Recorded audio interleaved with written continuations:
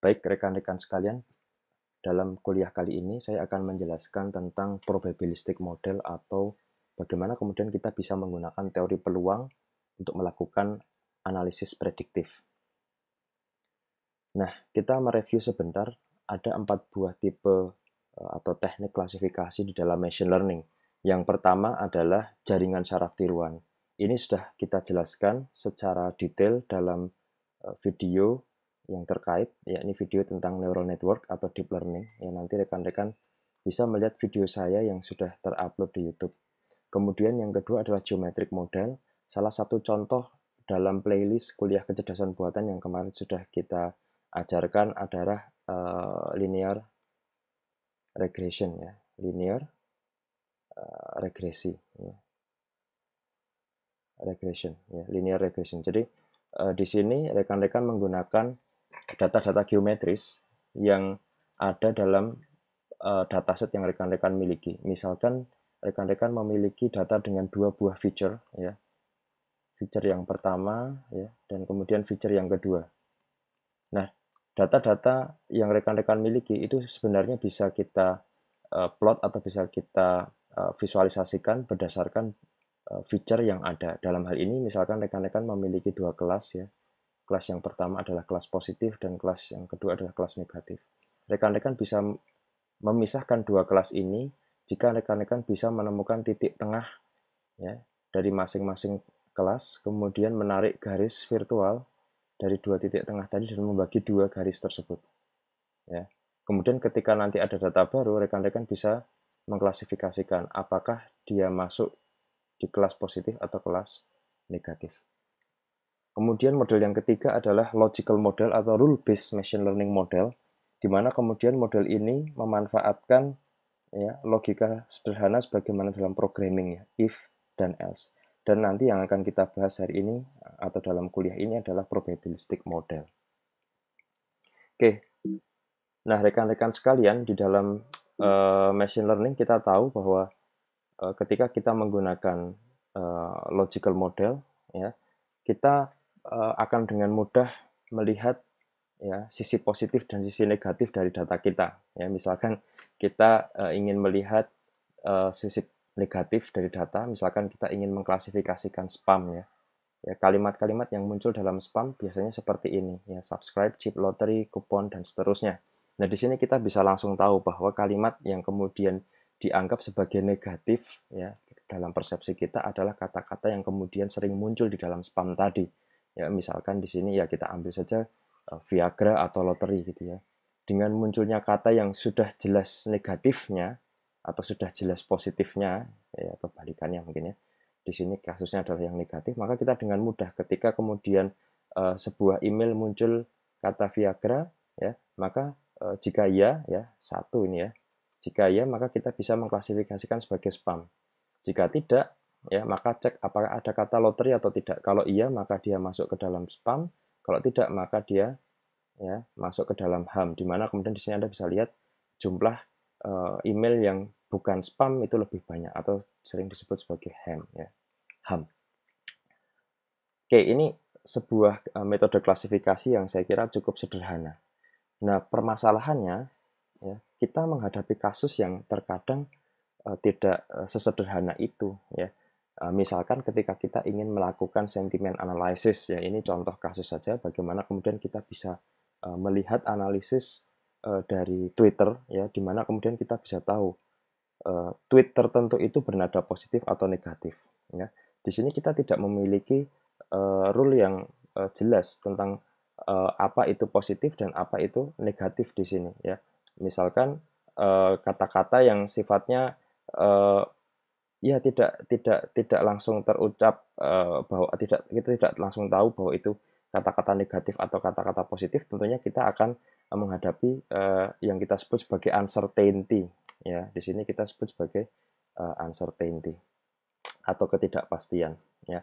Nah, di sini seringkali kemudian ya kita tidak memiliki rule yang pasti ya, tidak memiliki rule yang pasti bagaimana kemudian kita bisa mengklasifikasikan apakah kemudian tweet tertentu itu termasuk dalam kategori ya pandangan politik tertentu atau tidak termasuk dalam pandangan politik tertentu ya. Nah, bagaimana cara untuk meminimalisir ketidakpastian? Biasanya kemudian cara yang pertama adalah seseorang bisa saja kemudian menggunakan korpus ya, atau kamus lah ya, seperti itu ya, untuk melihat apa makna ya. Tapi kemudian ini membutuhkan effort yang cukup tinggi ya, membutuhkan effort yang saya kira lumayan besar ya. Cara yang kedua adalah dengan mengukur ya peluang munculnya kata-kata tadi ya. Jadi mengukur peluang kemunculan kata-kata tersebut. Nah, kemudian kita bisa menggunakan peluang tadi untuk mengkategorikan ya, apakah kemudian Twitter tadi bisa kita klasifikasikan dalam label tertentu ya. Nah, ini akan bisa kita gunakan ketika kita tidak bisa menggunakan model logis ya, atau tidak menggunakan rule base, yang mana kemudian rule base ini membutuhkan aturan yang pasti. Ketika kemudian kasus yang kemudian kita hadapi itu tidak seperti yang kemudian bisa digunakan pada rule based machine learning, di mana kemudian positif dan negatif itu sudah jelas di sana, maka kemudian kita bisa menggunakan teori peluang atau probability. Oke, kita akan melihat secara detail bagaimana kemudian kita bisa mengelola uncertainty dalam kasus expert system, atau sistem yang kemudian dibangun berdasarkan artificial intelligence.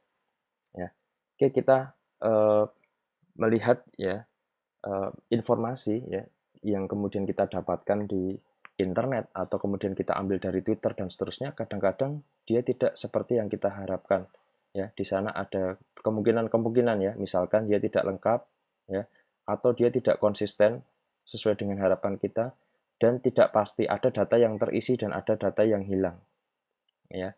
Sehingga kemudian problem yang kita hadapi di sini menjadi lebih rumit ya, karena kita tidak memiliki data yang ya katakanlah data yang benar, atau data yang kemudian bisa secara pasti kita kategorikan menjadi A atau B. Sementara kemudian ketika kita lihat model logical yang kemudian ya banyak muncul di expert system generasi pertama pada tahun 1950-an ya, 1960-an, mereka hanya mampu ya diterapkan ketika kasus yang dipecahkan itu bisa diselesaikan dengan exact reasoning ya. Ya, contohnya yang ada di bawah ini. Ya, jika A benar, maka A tidak keliru. Ya. Jika A false atau keliru, maka A it's not true atau tidak benar. Ya.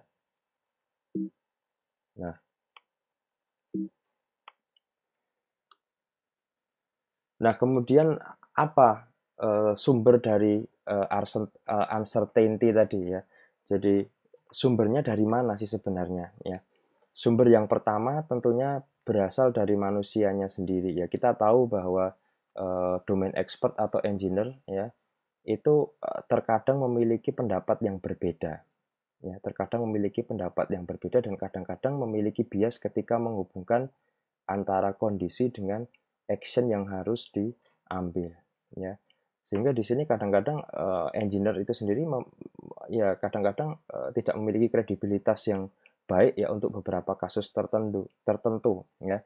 Sehingga ya kadang-kadang dia tidak memiliki kemampuan untuk menghandle atau untuk menciptakan korelasi yang jelas pada kasus-kasus yang tidak memiliki data yang lengkap ya. Nanti kita akan lihat contohnya ya. Misalkan ya kalimat yang tidak pasti ya, imprecise language ya, seperti kalimat manusia terkadang memiliki faktor-faktor yang sifatnya ambigu ya, misalkan sometimes ya, ya kadang-kadang, frequently, seringkali, hardly, almost not, atau ever ya, hardly ever ya. Ini sometimes ini seberapa sering sih sebenarnya gitu ya, seberapa sering sih sebenarnya. Kemudian frequently ini seberapa sering gitu ya, hardly itu seberapa sering. Nah, ini kasus-kasus yang kemudian menjadi permasalahan besar manakala kemudian kita harus mengkuantifikasi ya kata-kata seperti ini. Apakah ini kemudian dianggap sering atau apakah kemudian ini dianggap jarang? Kalau sering itu nilainya berapa, kalau jarang itu nilainya berapa, dan seterusnya. Ini tentunya menjadi ya permasalahan besar di sana ya. Nah, sehingga ketika kemudian engineer itu harus mewujudkan hal ini dalam if else ya, atau dalam rules yang sifatnya pasti, maka ini akan menjadi sangat susah begitu ya. Jadi bagaimana kemudian kata-kata yang sifatnya ambigu tadi bisa dikuantifikasi, ya ini menjadi permasalahan yang besar saya kira. Nah, contohnya ada sebuah kasus ya tahun 1944 ya, Ray Simpson menanyai 350-an ya siswa untuk untuk meletakkan skor ya dalam kata-kata tertentu, skornya antara 1 sampai 100 ya. Nanti kita akan lihat hasilnya. Ya, bagaimana kemudian skor tersebut bisa diciptakan. Nah, pada tahun 1968 ternyata eksperimen ini diulang kembali oleh Milton Haeckel, dan nanti kita akan lihat bahwa hasilnya ternyata tidak persis sama ya. Ini yang kemudian kita tahu ya. Ternyata tahun 1944 dengan tahun 1968 ya, eksperimen dilakukan dengan cara yang sama ya, dengan metode yang sama. Anda bisa lihat always di sini ya, nilainya 100, sementara di bagian yang sebelumnya atau riset tahun sebelumnya ternyata nilainya 99 ya. Very often 88 ya, very often di sini 87 dan seterusnya. Anda bisa melihat bahwa nilai tersebut ternyata tidak persis sama. Nah, ini menjadi permasalahan ya ketika kemudian kita harus melakukan kuantifikasi ya, atau harus melakukan penilaian terhadap kata-kata ini ya, ternyata antara satu expert dengan expert yang lain ya hasilnya beda ya. Antara satu eksperimen ya dengan eksperimen yang lain hasilnya beda. Maka bisa jadi ketika kemudian satu sistem dibuat pada tahun tertentu ya, sistem tadi jadi invalid pada saat ya sistem tersebut digunakan 20 tahun mendatang atau 30 tahun mendatang atau mungkin bahkan 10 tahun mendatang. Nah, ini yang kemudian tidak kita inginkan ya dalam membuat sebuah sistem berbasis kecerdasan buatan. Seharusnya rule-nya atau seharusnya peraturan yang kemudian muncul ya itu adalah rule yang konsisten gitu ya.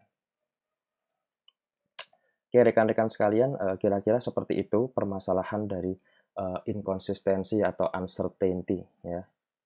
Kita akan lihat permasalahan lain ya.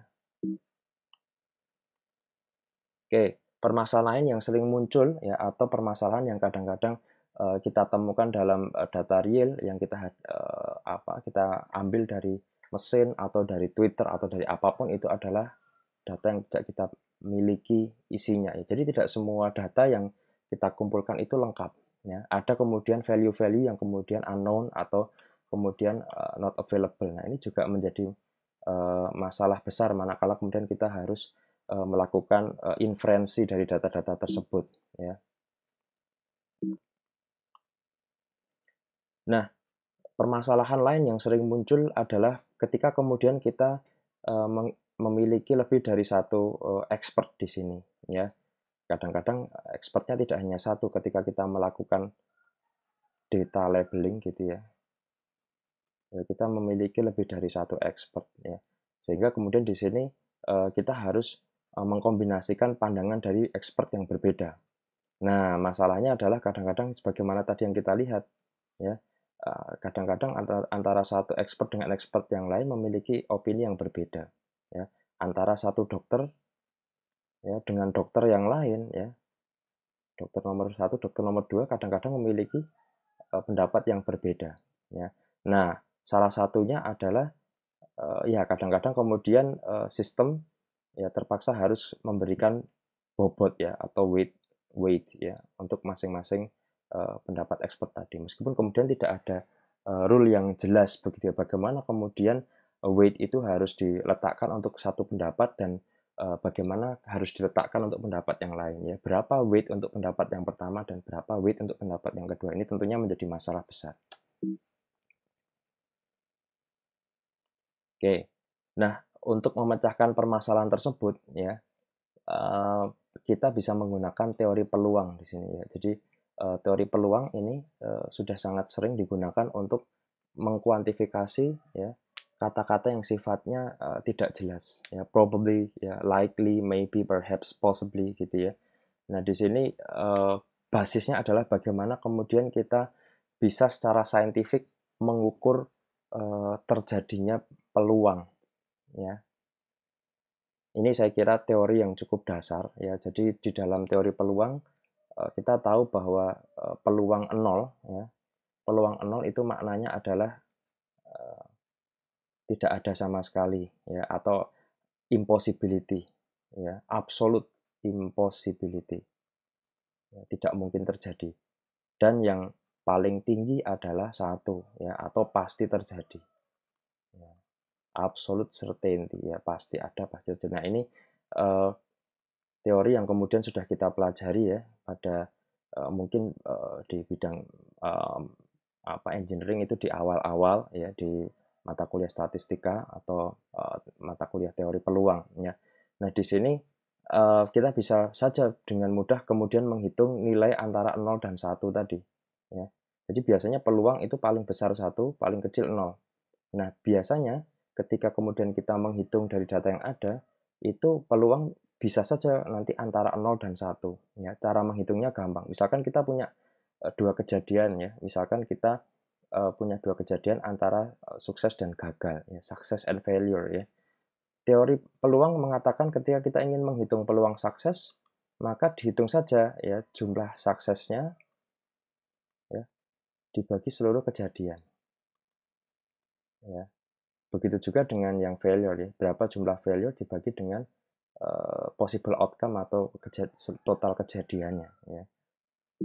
Nah, kalau kemudian kita uh, gambarkan dalam bahasa matematis, tentunya akan dengan sangat sederhana kita tuliskan ya, peluang sukses adalah P ya, atau kita di sini kita simbolkan sebagai P adalah S atau jumlah kejadian sukses dibagi kejadian sukses dan gagal. Sementara Q adalah kejadian gagal dibagi jumlah kejadian sukses dan gagal. Nah, P dan Q ini ketika ditambahkan itu harus hasilnya 1. Ya, kalau 50-50 ya 0,5 ditambahkan 0,5 maka hasil akhirnya harusnya ya 1 begitu ya. Nah, rekan-rekan sekalian, sebelum kita menjelaskan lebih jauh tentang teori peluang atau probabilistic theory, saya ingin membahas sebentar atau mereview sebentar tentang representasi event, ya, geometric representation of event. Ya, nanti kita akan memperkenalkan istilah-istilah ini. Ya.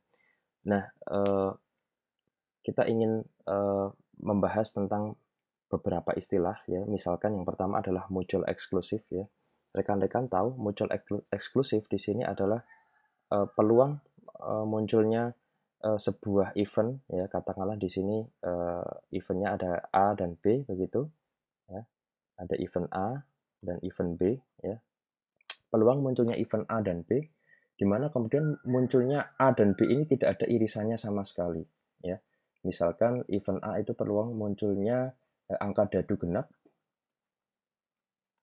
dan peluang B itu munculnya angka dadu, katakanlah angka dadu ganjil ya, peluang munculnya genap dan ganjil ya.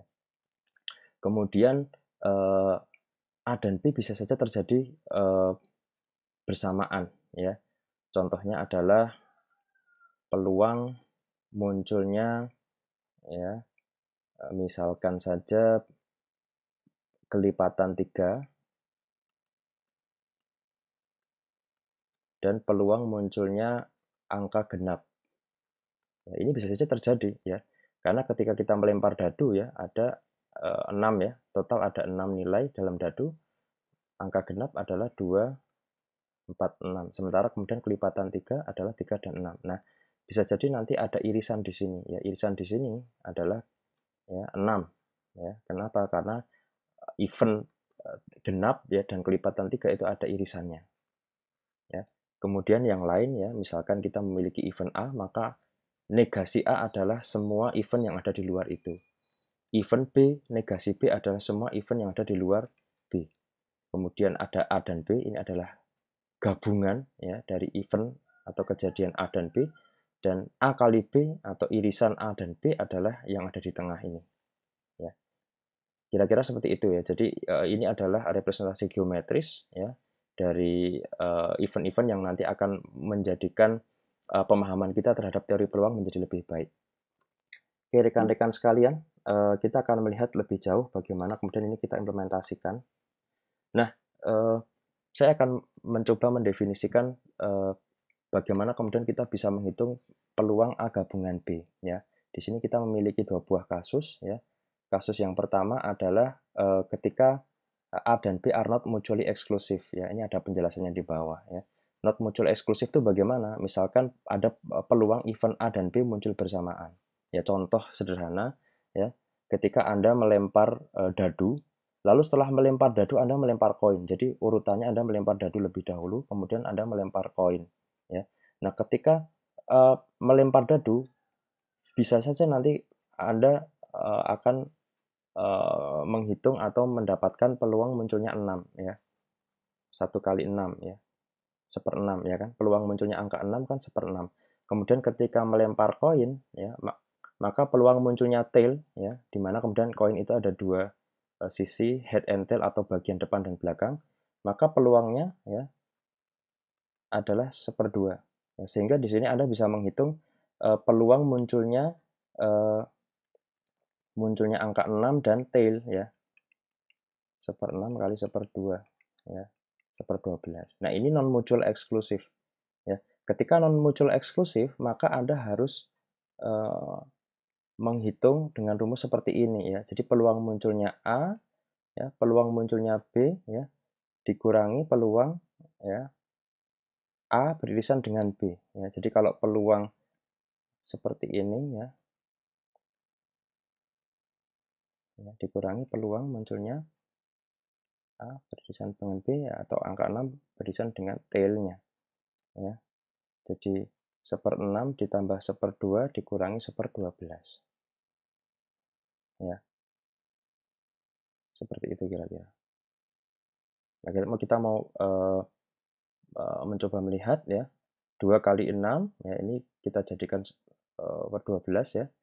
Ini 2/12 ditambah 6/12 dikurangi 1/12 ya, maka peluang gabungan ya PA dan B ya itu adalah 7/12 ya. Kita menegasikan atau tidak menghitung peluang di mana kemudian kejadian itu muncul bersama-sama ya.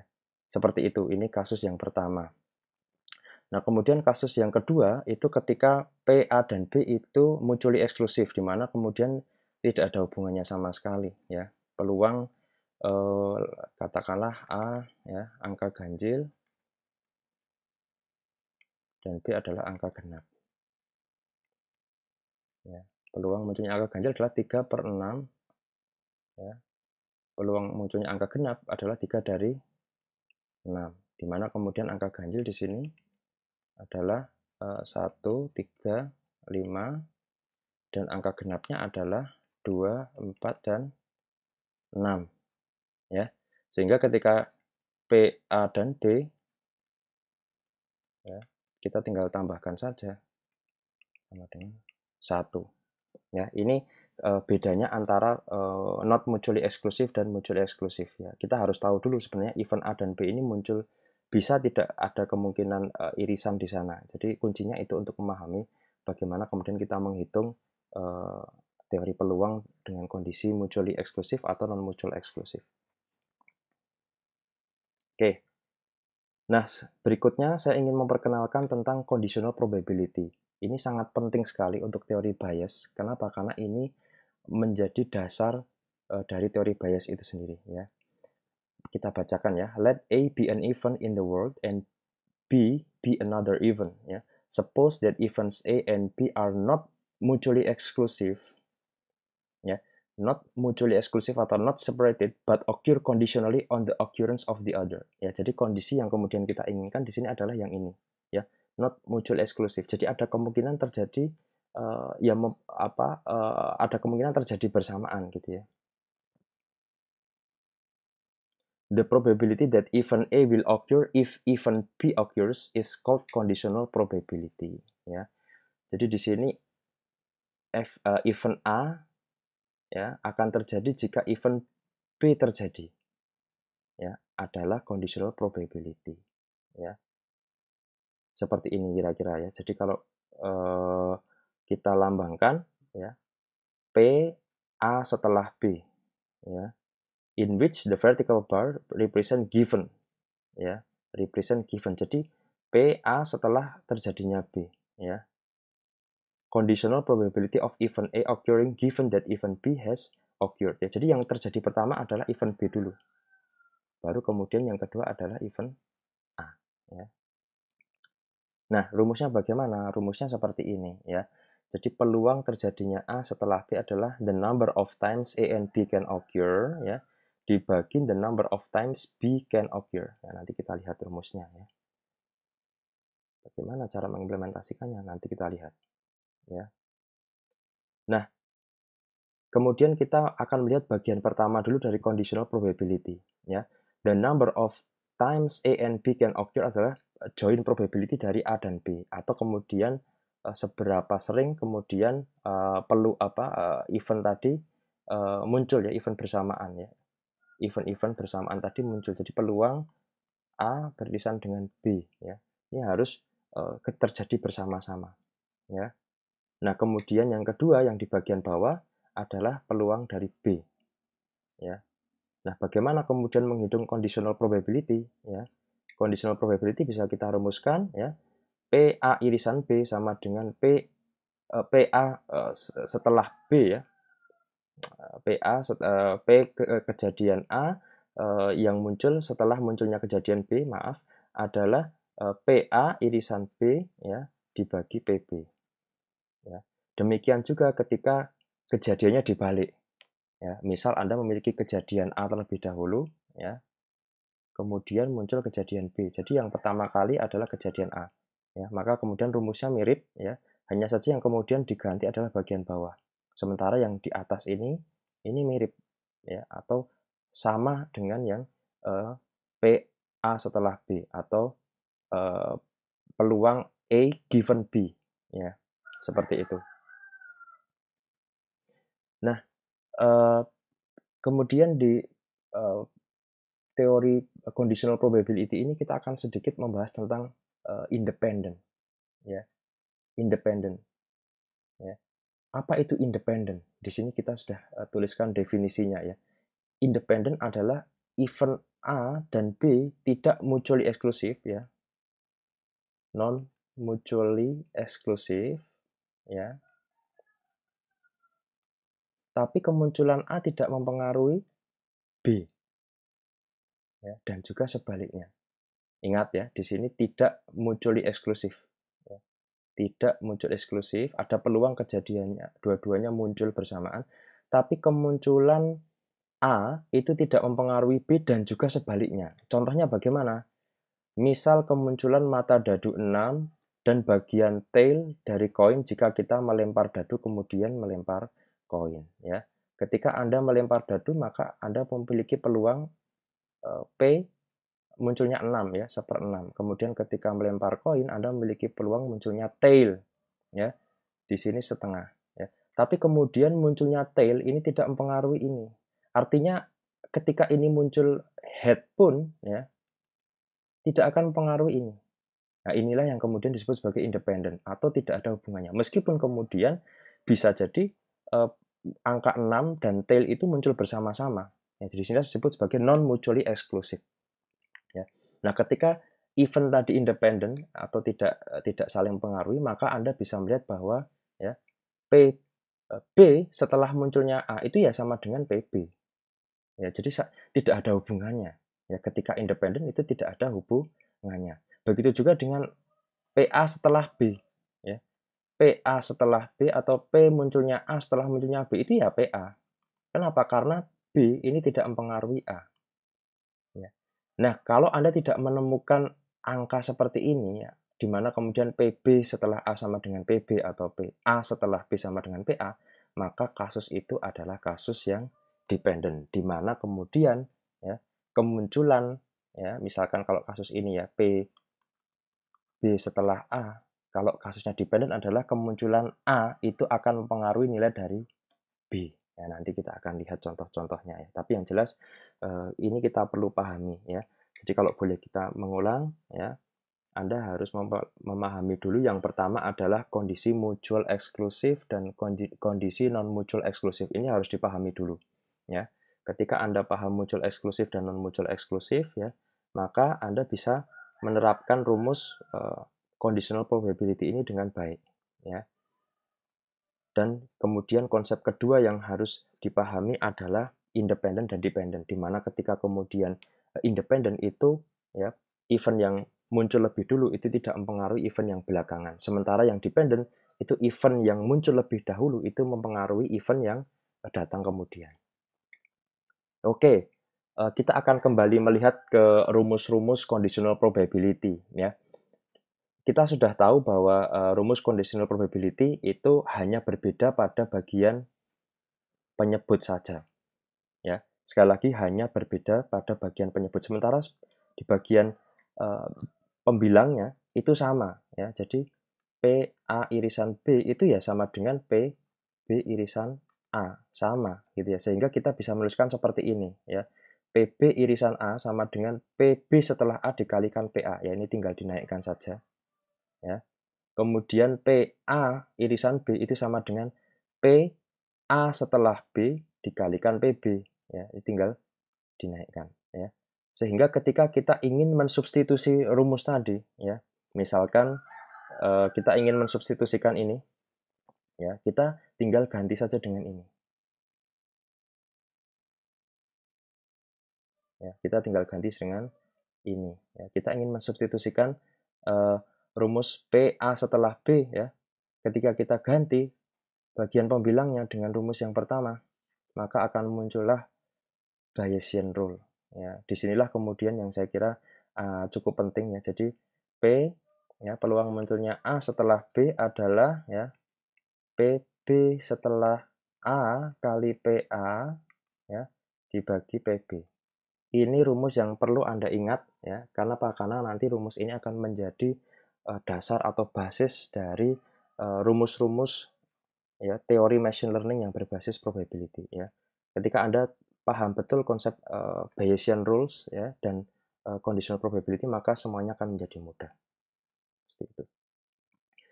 Oke, ini sudah kita jelaskan ya. Inilah Bayesian rules di mana kemudian nanti teori machine learning yang berbasis probability akan berbasis pada rumus ini ya. Jadi PA setelah munculnya B ya. Jadi yang muncul pertama kali adalah B duluan sama dengan P ya B setelah munculnya A dikalikan PA dibagi PB. Ya. Oke, rekan-rekan sekalian, kita akan membahas konsep yang ketiga ya dari Bayesian rules, di mana kemudian kita sudah membahas ya bagaimana kemudian Bayesian rules itu bisa kita derive ya di slide yang sebelumnya dari conditional probability. Nah, di konsep yang ketiga ini kita tahu bahwa kita bisa menghitung peluang A ya dengan cara menghitung ya munculnya A pada saat setelah munculnya B ya ditambahkan munculnya A pada saat B tidak muncul ya. Jadi kalau kemudian kita lihat di sini ada dua konsep ya. A itu bisa muncul ya ketika B muncul ya, atau ketika ya B tidak muncul. Ya. Kenapa? Karena ketika kita bicara P, A, dan B, ya, ini adalah peluang munculnya A setelah munculnya B. Betul ya? Peluang munculnya A setelah munculnya B. Tapi mungkin tidak terjadi seperti ini. Ya, sangat mungkin ya. Jadi A bisa saja muncul ketika bukan B yang muncul. Ya. Sehingga ketika kita ingin menghitung peluang A secara keseluruhan, maka kita harus melibatkan dua komponen ini ya. Yang pertama adalah peluang ya A setelah munculnya B dikalikan PB ya, ditambahkan ya peluang munculnya A ya setelah tidak munculnya B dikalikan peluang tidak munculnya ya B. Nah, begitu juga dengan PB ya. Kita memperlakukan rumus yang sama ya. Peluang munculnya B sama dengan peluang munculnya B setelah A dikalikan peluang A ya, ditambah peluang munculnya B ya ketika A tidak muncul dikalikan peluang ya ketidakmunculan A ya. Nah, ketika kita sudah menemukan dua persamaan ini, maka kita bisa menggantikan persamaan Bayesian rule yang tadi sudah kita definisikan di slide sebelumnya itu dengan persamaan yang lebih lengkap, di mana kemudian kita ingin mendefinisikan peluang munculnya B ini dengan rumus yang ada di sini ya. Kita mensubstitusikan ya, menggantikan rumus yang ada di bawah ini ya sebagai penyebut dengan rumus yang lebih lengkap, sehingga kita mendapatkan rumus yang nanti bisa kita gunakan untuk memprediksi ya event atau munculnya label tertentu ya, dalam hal ini label ini nanti PA-nya ya, ketika kita memiliki fakta-fakta yang sudah kita dapatkan. Nah, ketika muncul fakta baru maka kita bisa mengupdate ya peluang munculnya kategori atau label tertentu ini ya. Saya kira ini adalah video dari sesi pertama ya, versi yang kemudian nanti membahas ya di video ini lebih banyak bicara tentang probabilistic theory atau teori probabilitas. Di video-video selanjutnya kita akan mengimplementasikan apa yang sudah kita pelajari di video ini ya dalam kasus-kasus real, di mana kemudian kita bisa menggunakan teori peluang ini untuk memprediksi ya kemunculan label atau kategori tertentu, dan bagaimana kemudian kita bisa menggunakan angka yang kemudian muncul tadi untuk mengkategorisasikan data-data yang kemudian kita miliki.